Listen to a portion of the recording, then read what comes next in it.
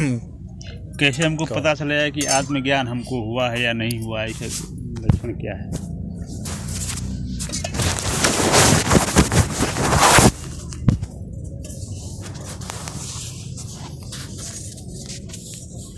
आत्मज्ञान के बहुत सारे लक्षण हैं,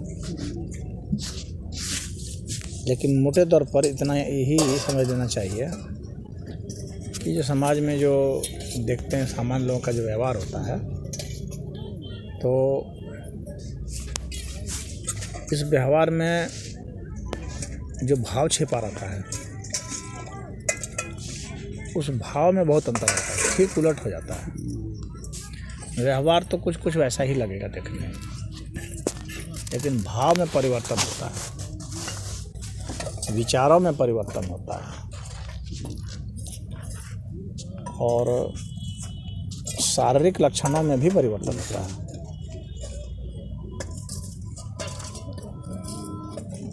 और अंतःकरण में भी परिवर्तन होता है। तो सबके लक्षण बता देता हूँ बारी बारी से, तो समझ में आएगा। बुद्धि में परिवर्तन हो जाता है।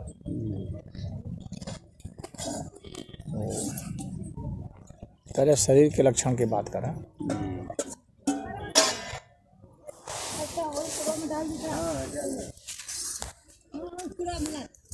पहला लक्षण तो यह होता है कि शरीर स्थिर लगेगा, शरीर में चंचलता बहुत नहीं रहती।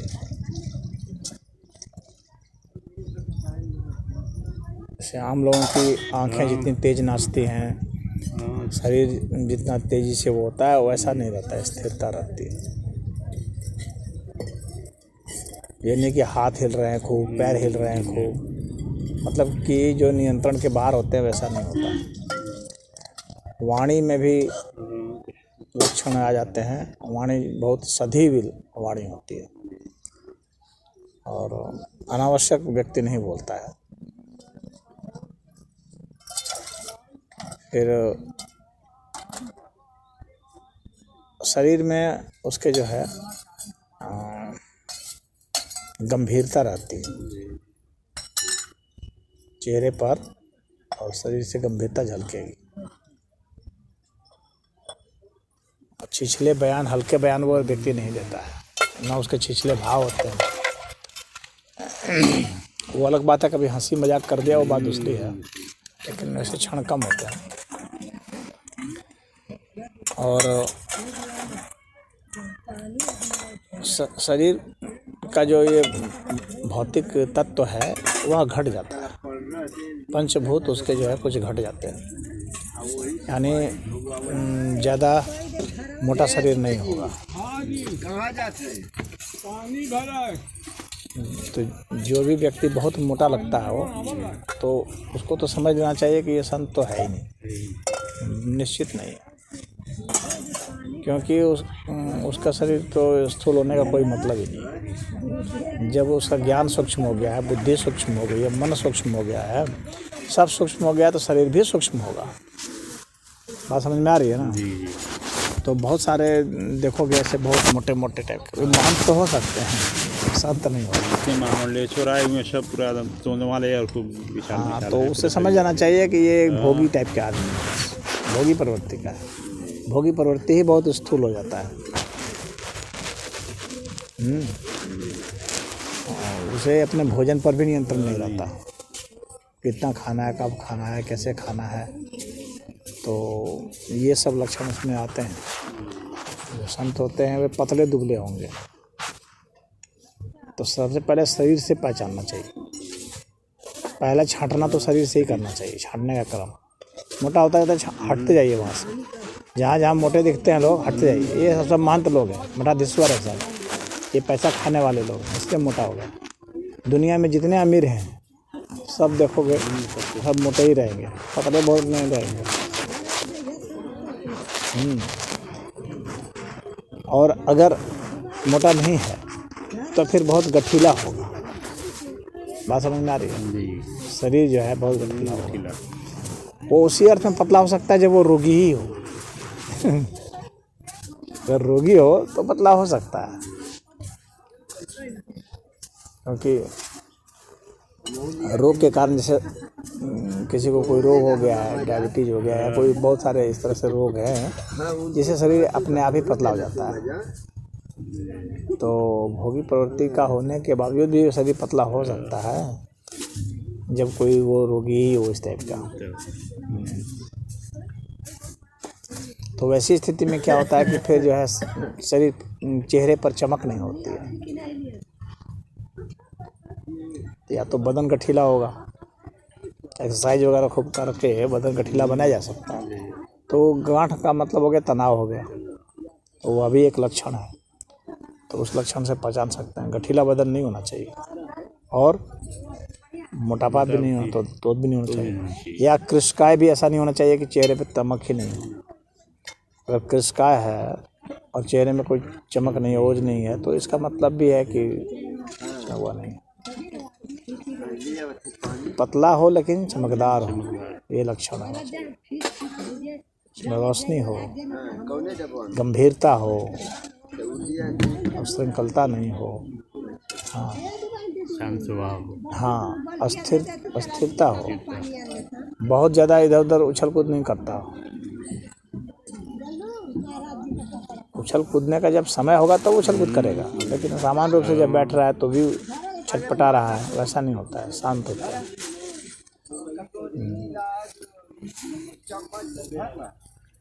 तो ये सब जो है कुछ लक्षण हैं। हाँ, और खाने पीने में भी स्थिर होकर के खाना पीना, सब चीज़ का स्थिर जैसा ही होता है, कोई बहुत हड़बड़ी नहीं होती किसी चीज़ की। हड़बड़ाता तो वही ना है जिसको कुछ पाना है, जो सब कुछ पा गया वो क्यों हड़बड़ाएगा, काम खागा। समझ रहे हो? हाँ, तो ये एक सब शारीरिक लक्षण होते हैं। अब उसके बाद जो है जैसे वाणी के लक्षण भी मैंने बताया कि गंभीर वाणी होती है सब, और सत्य बोलता है, मिथ्या भाषण कभी नहीं करता। जानकारी ना हो तो वो ये गलत बात निकल सकती है, वह बात दूसरी है। इरादे से झूठ नहीं बोलता, कहने का मतलब ये है। एक होता है ना कि इरादे से झूठ बोलना, एक है कि भाई तथ्यात्मक जानकारी नहीं थी तो बोल दिया। तो तथ्यात्मक जानकारी का महत्व नहीं है, और जानकारी नहीं है तो बोल दिया, गलत हो गया तो बात अलग, वो झूठ बोला नहीं। मतलब इरादा वहाँ महत्वपूर्ण है, इरादा उसका नहीं होता है, मिथ्या भाषण नहीं करता। दूसरी बात है कि अन्यायपूर्ण जो है व्यवहार नहीं करता है, न ही अन्यायपूर्ण व्यवहार को सहन करता है। अन्यायपूर्ण व्यवहार हो रहा है तो वहाँ जरूर ही कुछ ना कुछ इशारा कर दे, बोल दे, कुछ तो कर ही देगा, चुपचाप नहीं बैठेगा। चुपचाप बैठने का मतलब हो गया कि हम उसको बढ़ावा दे रहे हैं, और क्या चीज़ न्याय है क्या अन्याय है ये अधिकतर लोग जानते हैं, और वह तो सबसे अधिक जानता है, तो इसलिए उसका चुप बैठना तो बिल्कुल भी नहीं हो सकता। वह अवश्य कुछ ना कुछ करेगा। भाई सौम्य है तो भाई सौम्य इशारा ही नहीं करेगा, सौम्य प्रतिरोध करेगा, विरोध करेगा, लेकिन करेगा निश्चित है। तो पक्षपात और अन्याय जो है उस नहीं होता, तो उसके कारण वहाँ भी लक्षण एक प्रकट होता है। ये नहीं कहना आवश्यक किसी को गाली दे रहे हैं, मार दे रहे हैं, अब सब तो उसकी भाषा नहीं होती है। गाली गलौज तो वो नहीं करेगा, बहुत एक्सट्रीम होगा। जब रक्षात्मक बात हो तो बात अलग है, या उसमें इरादा नहीं होगा वैसा उसको हर्ट करने का, यानी उसको नुकसान पहुंचाने का। अगर किसी को पीट भी देना तो इरादा उसको नुकसान पहुंचाने का नहीं है, बल्कि सुधारने का हो सकता है। कुछ संत ऐसे हुए हैं तो डंडा भी मार देते हैं। हाँ, तो अपने शिष्यों को मार दिया, सुना दिया, लेकिन उसका इरादा उसको दंड देना नहीं है उस तरह से, मतलब विद्वेषपूर्ण भाव से। उसका इरादा बस यही है कि ये सुधर जाए, सही रास्ते पर आ जाए, जल्दी आ जाए।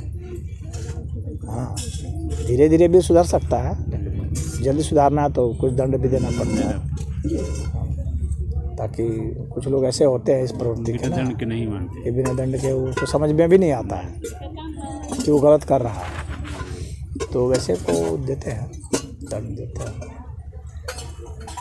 परंतु वहाँ भाव सदैव जो है नेक होता है।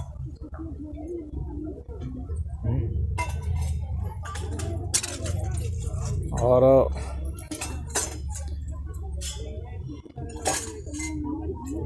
जो व्यक्ति को ज्ञान हुआ है जी उस व्यक्ति को साधना संबंधित और ज्ञान संबंधित, ईश्वर, जीव और प्रकृति, इन सबसे संबंधित और गुणों के संबंधित और कर्म से संबंधित, इन सब की अच्छी जानकारी होती है। तो उसमें वो फॉल्ट नहीं करता है, उसमें उसका कोई दोष नहीं निकल सकता है, उसमें कोई कमी नहीं हो सकती। और जिसकी उसी में कमी हो रही है, इसका मतलब है कि उसमें भी दोष है, कि वहाँ तक उसकी उपलब्धि नहीं है। जैसे ईश्वरचंद विद्यासागर जो थे, वो भी प्रवचन करते थे। तो रामकृष्ण परमहंस के पास एक बार गए थे, तो रामकृष्ण परमहंस कहा, क्या रे, सुनते हैं कि तुम भी प्रवचन करता है? हाँ, तो हाँ हाँ करते हैं। कि तुमको ईश्वर का आदेश है?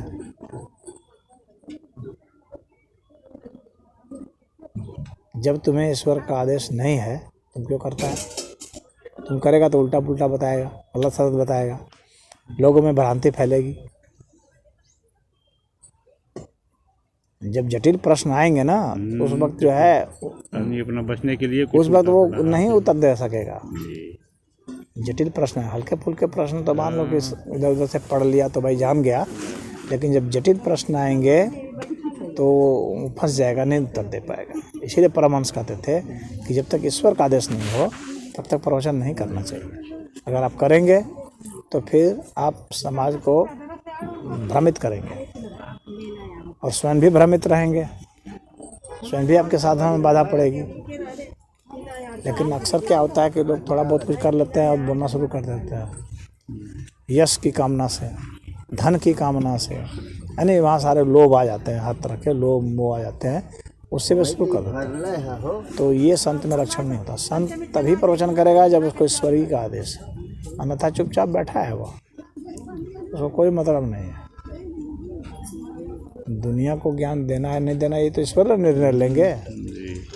आप निर्णय लेंगे तो पटांग लेंगे, कहीं का कहीं जोड़ेंगे, तो वह भी एक लक्षण होता है।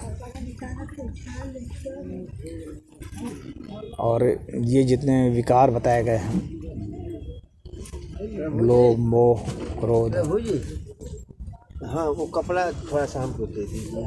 कहाँ? अच्छा ठीक। लोभ मोह क्रोध, ये सब जो है, ये इन सब भावों से वो मुक्त हो जाता है। घृणा है तो हिंसा है, अब्रह्मचर्य है, अमुक्ता है, इन सब से वो मुक्त हो जाता है। तो ये सब लक्षण भी उसमें नहीं दिखेंगे।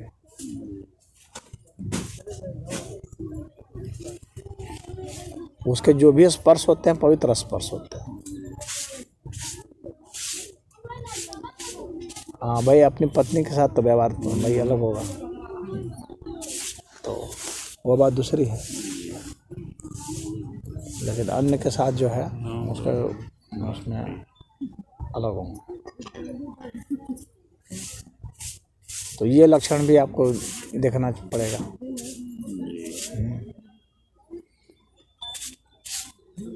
और उसकी सीमा नहीं होती है, ये बहुत बड़ा लक्षण होता है।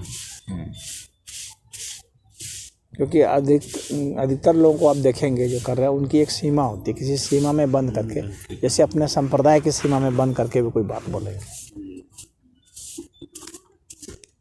संप्रदाय से हट करके अगर बोलना होगा तो दिक्कत होगी उनको, और कोई कह देगा तो उनको गुस्सा आ जाएगा, क्रोध आ जाएगा।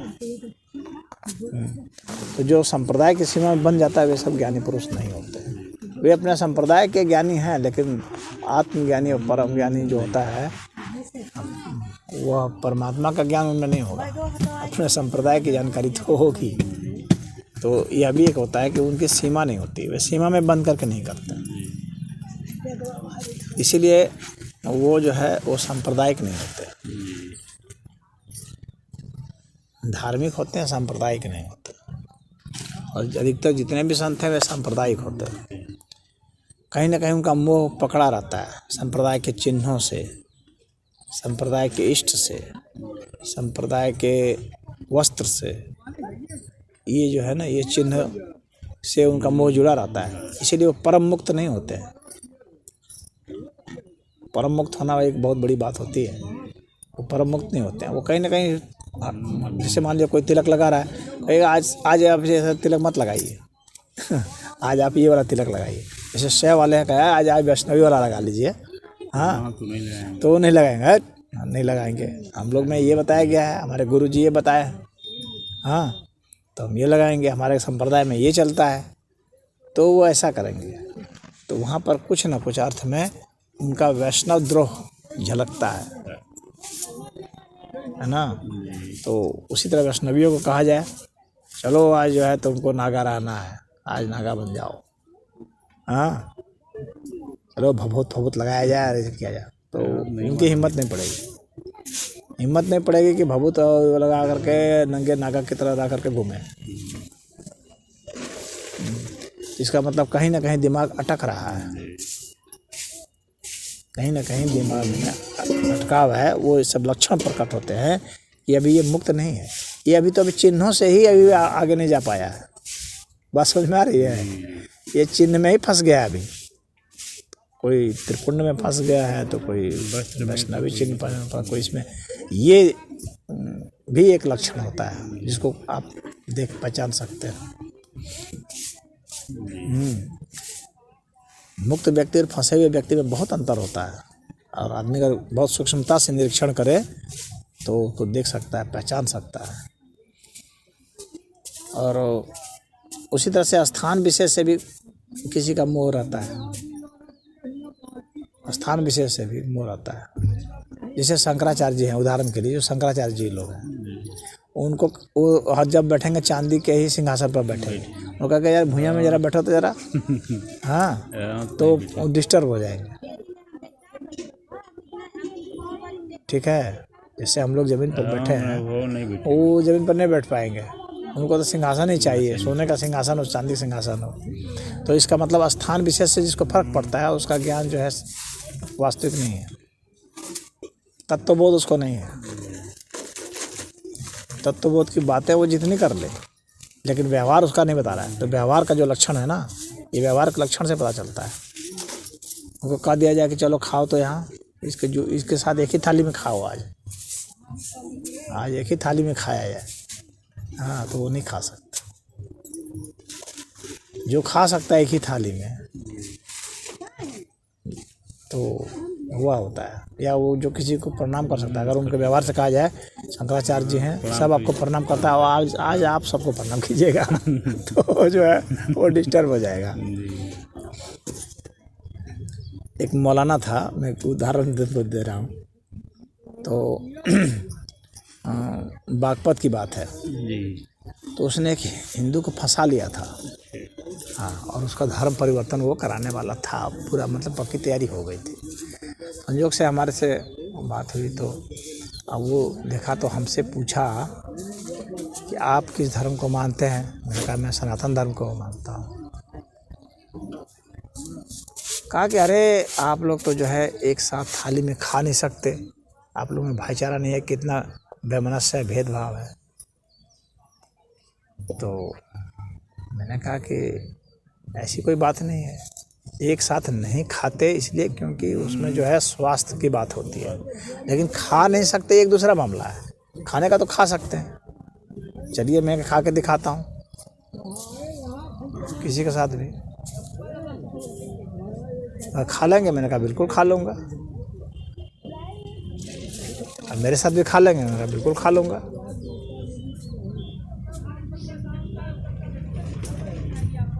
तो वो वहीं पर था, वो चमार बिरादरी था वो आदमी जिसको वो परिवर्तन करने के चक्कर में था। मैंने कहा कि और आप जो है ना, जो हम लोग कर सकते हैं वो आप नहीं कर सकते। व्यवहार की बात कर रहा हूँ, क्या कर सकते हैं। मैंने कहा कि मैं अपना माथा इसके पैर में रख सकता हूँ, आप रख सकते हैं, बताइए। आप बहुत कहते हैं कि हम लोग वो मानते हैं, ये मानते हैं, तो आप उसके सर पर रख सकते हैं? नहीं, हम लोग में तो मना है, अल्लाह के सिवा किसी के आगे नहीं झुक सकते। मैं कहा बस हो गया ना, इसका मतलब क्या है? इसका मतलब आपके धर्म से हमारा धर्म श्रेष्ठ हो गया। आपके धर्म में व्यवहार संबंधित बहुत सारी गलतियां हैं, हमारे यहाँ गलतियां नहीं हैं। हमारे यहाँ खाने की मनाही नहीं है, एकदम वैसा नहीं है।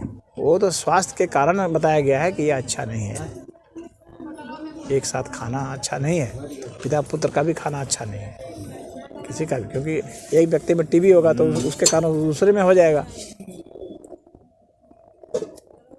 मैंने कहा आप लोग को स्वास्थ्य संबंधी जानकारी नहीं है, हम लोग में स्वास्थ्य संबंधी जानकारी, इसलिए ये व्यवहार।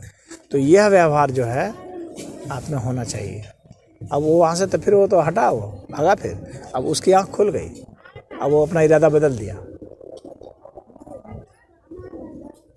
वो जो व्यक्ति जो चमार बिरादरी का था ना, अपना इरादा बदल दिया। तो मेरे वहाँ पर वो पहुँचने से हुआ एक फ़ायदा उस अर्थ में हुआ। तो मेरे कहने का मतलब ये है कि उनको अगर कहेंगे कि भाई आइए और आप ऐसा कीजिए, तो वो नहीं कर पाएंगे। जो परम ज्ञानी है वही कर सकता है, क्योंकि उसके लिए ऊंचा आसन नीचा आसन कोई मायने नहीं रखता है, उसके लिए हाथ पैर सिर कुछ मायने नहीं रखता है, उसके लिए तो सब सम हो गया, वो सब सम हो गया। समझ रहे हो? तो व्यवहार में इस तरह के लक्षण आप आजमा सकते हैं, देख सकते हैं, आप पाएंगे कि उसमें इस जो वास्तव में तत्वबोध जो को प्राप्त नहीं होगा ना, उसमें इस व्यवहार की कमी आ जाएगी। आप शंकराचार्यों को आजमा सकते हैं, क्योंकि वो तो उनके जो सहयोगी हैं वही आपको डंडा मारने लग जाएंगे, है ना? तो ये व्यवहार संबंधित लक्षण है, तो पहचाना जा सकता है। समता का व्यवहार, समान रूप से व्यवहार करना, अन्यों के साथ नहीं, अन्यों के साथ अपने को भी। अब उदाहरण यहाँ पर देखिए, भगवान कृष्ण का लीजिए। हाँ, अपने मित्रों के साथ ही सब दही बांट के खाते थे। हाँ, वो तो ऐसा कोई अब वो इस तरह का शंकराचार्य खा सकते हैं? नहीं खा सकते। अर्जुन के साथ ऐसा व्यवहार करते थे, मित्रतापूर्ण व्यवहार सभी पांडवों के साथ करते थे, तो वैसा कर सकते? नहीं कर सकते। गया भगवान और के सारथी बने थे। हाँ, भगवान राम का देख लीजिए, सबरी का जूठा खा रहे थे। आपके शंकराचार्य खा पाएंगे? आपके शंकराचार्य को कह दिया जाएगा कि चलिए खाइए, तो हाँ ये भिलनी है इसका खाइए, तो वो नहीं खाएगा। वो कहानी सुनाएगा भगवान राम की, लेकिन कि वो खाए थे, लेकिन अपना खा के नहीं दिखा पाएगा। ये अंतर आ जाता है। भगवान राम की कहानी तो सुना देगा, वो भी बहुत बढ़िया सुना देगा, लेकिन उसको खुद कहा जाएगा कि चलो खाओ भिलनी का। तुम कहानी सुना रहे थे ना भगवान राम की, अब तुम खा के जरा दिखाओ, तो उसमें उसका बर्ताव लक्ष्मण वाला हो जाएगा। जो बर्ताव लक्ष्मण किए थे वो बर्ताव हो जाएगा। तो ये अंतर होता है। तो ये व्यवहार का जो अंतर है वो पता चलता है।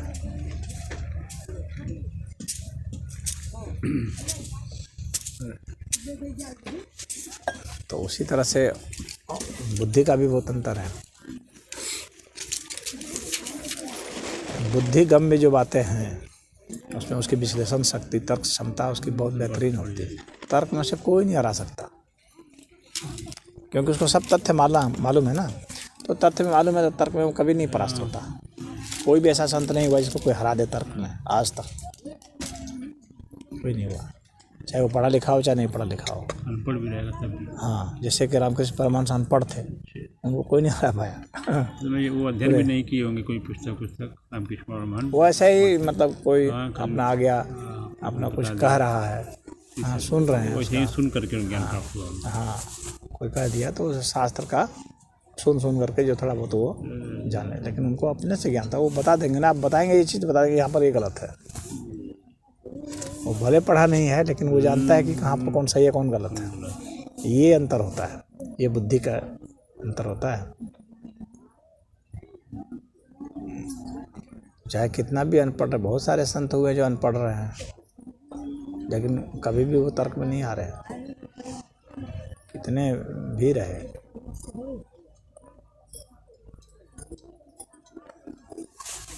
अब बहुत सारे हैं सामान्य, एक से एक बढ़कर एक कवि जिन्होंने बहुत से भजन लिखे हैं, लेकिन मीरा ने जो भजन लिखे हैं उसका मुकाबला कभी नहीं कर सकते। उसमें जो भाव आ जाता है ना, भाव वो परम भावी हो जाता है, तो उसके कारण जो भाव के कारण जो प्रकटीकरण है उस भाव का, उसका कोई मुकाबला ही नहीं कर सकता। वो सिर्फ उसी के बराबर का ही हो सकता है जो आप कर सकते हैं। यानी कि मीरा का भजन है तो कबीर का भजन से आप तुलना आप देखेंगे दोनों में बराबर आपको लगेगा। हाँ, उसी तरह से तुलसी का भजन देखेंगे तो बराबर लगेगा, सूरदास का देखेंगे तो बराबर लगेगा। लेकिन जो संत नहीं रहे हैं वे जब रचना करेंगे तो वो उसकी बराबरी नहीं कर सकते। उनकी रचना में दोष आ जाता है, भाव का दोष आ जाता है। व्याकरण से हो सकता है वो सही हो, व्याकरण से वो व्याकरणाचार्य हों और व्याकरण से सही रच दें, लेकिन भाव नहीं डाल पाएंगे तो भाव की शुद्धि हो जाती है। बाकी में भाव की अशुद्धि होती है। भाव की अशुद्धि होने के कारण ही जो है उनके विचार में वो शक्ति नहीं रह जाती है। वही बात बोलेंगे लेकिन वह प्रभाव नहीं आएगा। लोग सुनेंगे, सुन करके झाड़ के चल देंगे, पढ़ेंगे, पढ़ के भाव के चल देंगे। उसके जीवन में हलचल नहीं मचेगी। जीवन में हलचल तभी मचती है जब उसके साथ भाव रहता है। विचार के साथ भाव होना चाहिए। विचार के साथ भाव हो, उसके साथ व्यवहार हो, उसके अनुसार कर्म हो। ये सब जब एक से रहेंगे ना, मन से, वचन से, कर्म से, सब जब एक होते हैं तभी असर आता है। और वह सिर्फ संत में ही होता है। मन, वचन, कर्म जो है उसका एक रहता है, उसमें कुछ नहीं होता है ऐसा विभेद। वह किसी को खुश करने के लिए, वो कोई कलाकार नहीं होता कि खुश करने के लिए उसके हिसाब से बोले। वह सत्य बोलता है, न्यायपूर्ण बोलता है। हो सकता है किसी को बुरा भी लगे, लेकिन वह उससे समझौता नहीं करता है। हाँ, उसको अपनी तरफ से वह जितना हो सकता है वह मधुर बना के बोलेगा। हाँ, लेकिन किसी को कटु लग सकता है ना। जो कुछ उससे उलट ही चाह रहा है उसको कटु लगेगा ही लगेगा। तो वो कह सकता है कि बहुत कड़वा बोल रहा है। हाँ, वो ये नहीं कह रहा कि मैं बहुत कड़वा सुन रहा हूँ। ऐसा नहीं बोलेगा कि मैं बहुत कड़वा सुन रहा हूँ, बहुत कड़वा ग्रहण कर रहा हूँ। कि आप अपनी बुद्धि से ग्रहण करते हैं ना, आप अपने भाव से ग्रहण करते हैं। तो आपके जो भाव होते हैं उसके हिसाब से ग्रहण कर लिए तो आपका भाव ही विपरीत है, कटु है, तो आपको कटु लगेगा। अच्छी वाणी भी आपको अच्छी नहीं लगेगी, क्योंकि आप कुछ अन्यथा चाह रहे हैं। जैसे कैसे वो मेला में मिला था, वो कैसे बोल रहा था, क्या ज़रूरत थी इतना खर्चा करने की। अरे बिना खर्चा किए मेला लगेगा, ये कुंभ मेला ऐसे लगेगा। हाँ, सरकार बहुत लाभ कमा रही है, उसको उससे भी एतराज़ है कि लाभ क्यों कमा रही है। तो भाई सरकार क्या हानि कमाएगी। हाँ, तो इस तरह से विपरीत व्यवहार करने वाले होते हैं, विपरीत आचरण, हर जगह विपरीत देखने वाले भी होते हैं। हाँ, जो नकारात्मक भाव रखते हैं और ईर्ष्या करते हैं, ये ईर्ष्या की भावना से इस तरह की बात होती है। अरे क्या तुम कोई ऐसा काम करते हो जिससे तुमको नुकसान हो।